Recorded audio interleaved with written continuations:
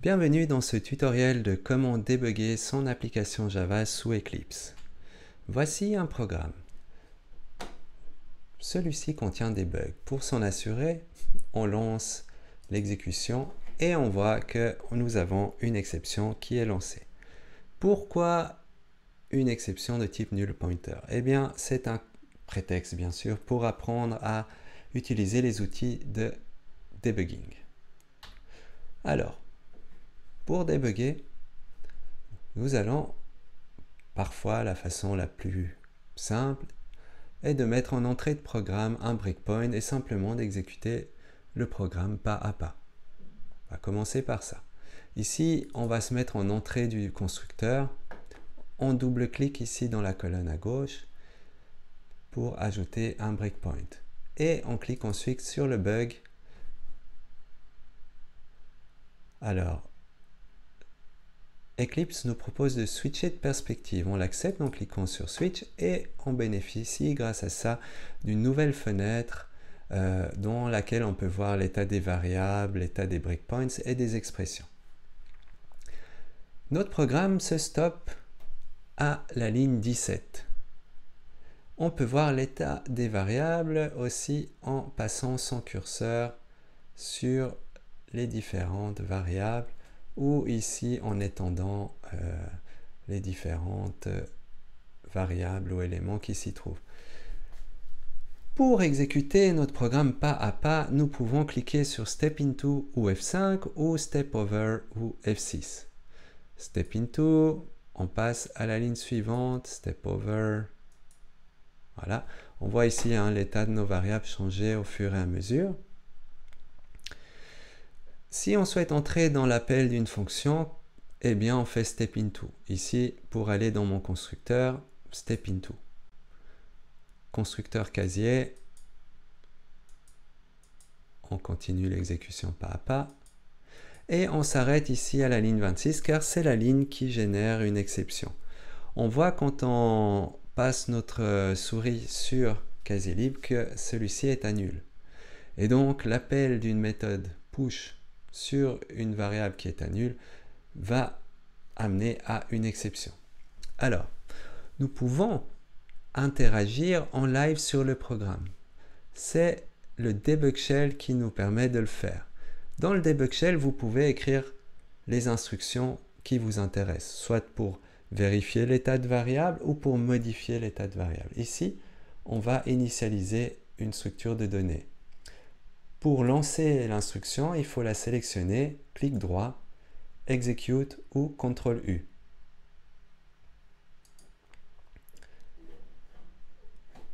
On voit maintenant que casier libre n'est plus à nul et contient une table et une taille logique.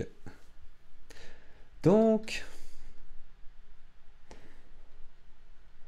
nous pouvons résumer l'exécution du programme. Quand on résume l'exécution d'un programme, soit le programme s'arrête au prochain breakpoint, s'il n'y a pas d'autre breakpoint, le programme s'arrête à la fin. Je clique sur Resume et là on voit qu'on est arrivé à la fin du programme de test et que le test 9 n'a pas passé. Il y a un problème au niveau de la fonction de libérer casier.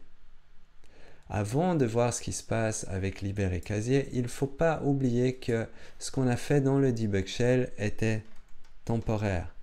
Il faut corriger notre code pour rendre la modification définitive.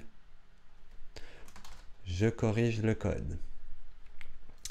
Ensuite, eh bien, apparemment cette méthode, pour le casier 1, et le mot de passe MDPC renvoie true au lieu de false. Comment débugger ça? Et pourquoi? Eh bien, encore une fois, là, c'est un prétexte pour utiliser les outils de debugging et clarifier le bug ou les bugs présents dans ce code.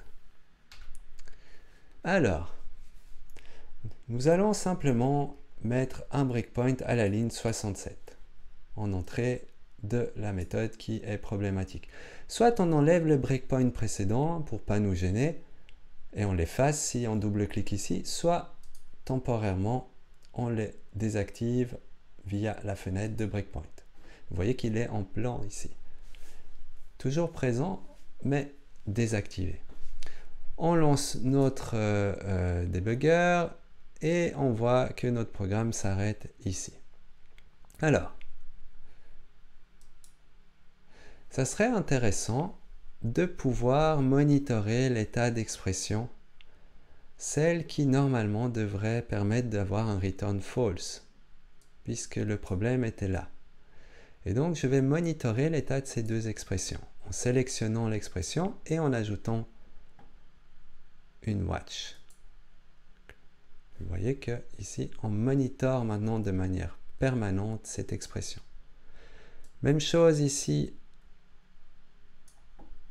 je sélectionne cette expression et j'ajoute une watch. Alors, l'expression ici n'est pas directement évaluée car il faut avancer dans l'exécution du programme jusqu'à ce que casier soit défini.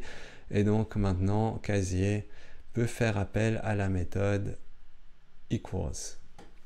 Celle-ci est à false actuellement. Nous pourrions résumer l'exécution de notre programme et donc arriver à chaque fois là où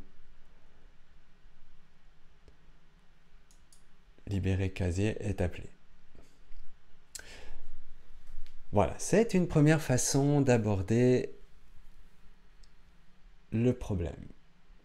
Une autre façon d'aborder le debugging, c'est potentiellement de monitorer l'état d'une variable et lorsque cette variable est accédée ou modifiée, de stopper l'exécution du programme, plutôt que d'ajouter un breakpoint à une ligne bien spécifique. Comment faire ça? Eh bien, ici, on a une pile de casiers libres et on souhaiterait monitorer cette variable. Casier libre, je clique dessus et j'ajoute un watchpoint. Watchpoint, c'est un breakpoint spécifique qui se met ici dans cette liste et qui permet de visualiser et de stopper l'exécution du programme à chaque accès et modification de casier libre. Je vais temporairement désactiver notre précédent breakpoint et donc vous montrer ce qu'il se passe. Je stoppe le debugging et je le relance. Ici, casier libre, c'est la seule et unique fois où celui-ci, cette variable, est modifiée. Par la suite, lorsque je clique sur Resume, eh bien, j'arrive aux différents accès de casier libre. Ici, un push. Alors, pour permettre de monitorer en même temps les deux expressions qui nous intéressent, ainsi que l'état de casier libre, et de ne pas devoir switcher d'une fenêtre à l'autre, eh bien, nous pouvons rajouter un watch sur casier libre en faisant un clic droit ici sur casier libre, watch. Et donc maintenant, nous pouvons voir ce qu'il se passe à chaque fois que casier libre est accédé. Et donc, chaque fois que je clique sur Resume, vous voyez que casier libre, là-bas en haut à gauche, on a ajouté un casier vide, encore, voilà. Ici, on va attribuer un casier libre, et donc quand on attribue un casier, eh bien celui-ci va disparaître de la pile des casiers libres. Vous voyez que c'est passé à 2 ici. Voilà, ça c'est un moyen de monitorer et de stopper l'exécution d'un programme sur base des changements et des accès à une variable. Maintenant, on souhaiterait aller plus loin et se dire, ah tiens, mais oui, j'aimerais seulement stopper l'exécution du programme quand on accède à cette variable, mais en plus lorsqu'une certaine condition est remplie. Et donc cette condition,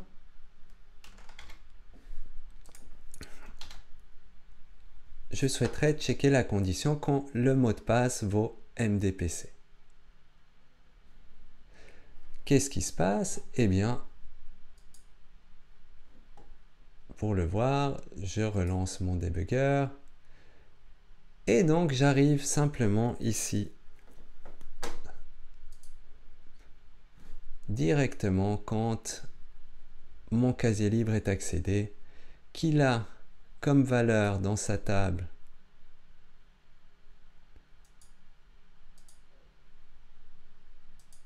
un sommet avec MDPC. Voilà. On est proche de résoudre notre problème avec ça. Maintenant, une dernière façon d'envisager le debugging via des breakpoints associés à une méthode. Comment ajouter un breakpoint associé à une méthode? Je vais désactiver temporairement ce dernier breakpoint là qu'on a mis et me mettre ici au niveau de la méthode. Aller dans Run et ici on a un Method Breakpoint. Je clique dessus et donc maintenant j'ai un breakpoint à chaque fois en entrée de la méthode. Je pourrais mettre aussi en sortie de la méthode. Je le lance.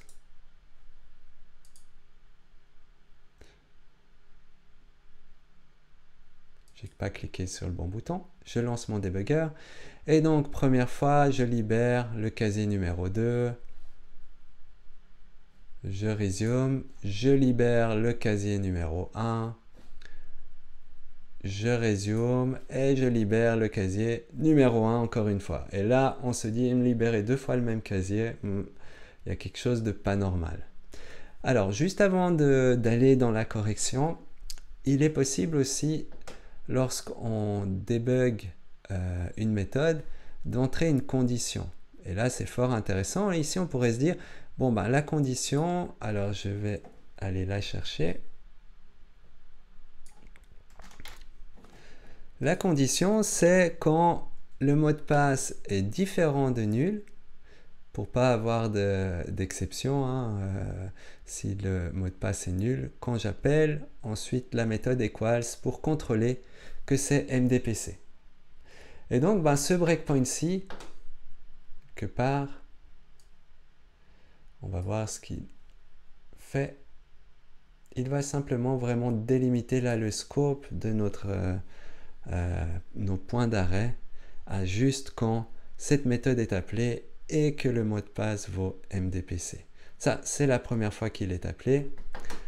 Et là, c'est la deuxième fois et dernière fois où il est appelé avec le même numéro de casier et un mot de passe.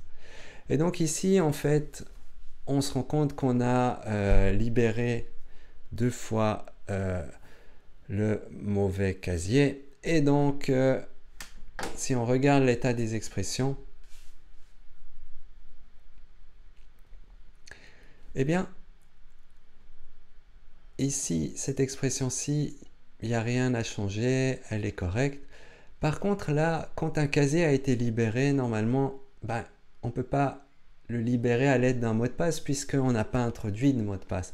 Et donc, le problème, c'est que le mot de passe, il doit être réinitialisé. Et donc, soit on réinitialise en live le mot de passe en utilisant le debug shell ou directement via les variables ou les expressions. Et donc ici, on pourrait se dire, tiens, on va quand même vérifier que si le mot de passe du casier 1 est un nul, eh bien, je vais plus tenter de libérer une deuxième fois ce casier. Et donc faire un return false. Eh bien, regardons ce qui se passe.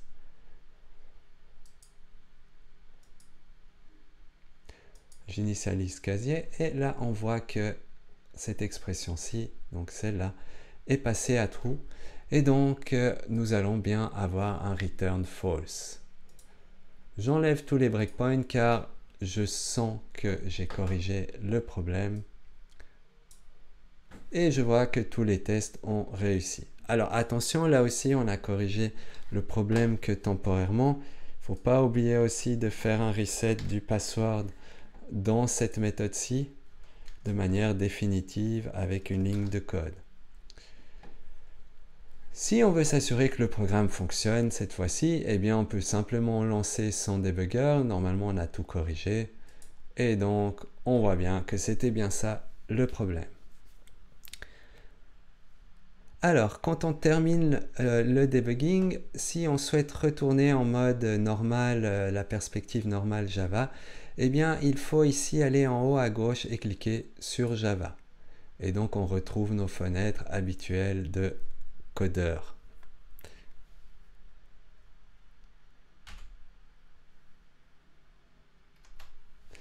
Alors, si vous souhaitez en apprendre plus, eh bien voici deux liens qui sont repris en dessous dans la vidéo. Ces deux liens, en fait, voici de quoi il s'agit. Un premier où vous avez vraiment un chouette descriptif des différentes façons de débugger. Et un autre lien où vous avez des conseils déjà un peu plus experts sur comment débugger en Java. Voilà, ce sont des liens fort intéressants. Je vous conseille vraiment en tout cas de lire le premier. C'est complet.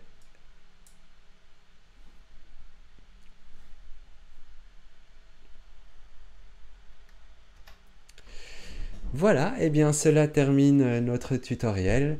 J'espère que vous avez appris des choses qui vous seront utiles et je vous dis à tout bientôt.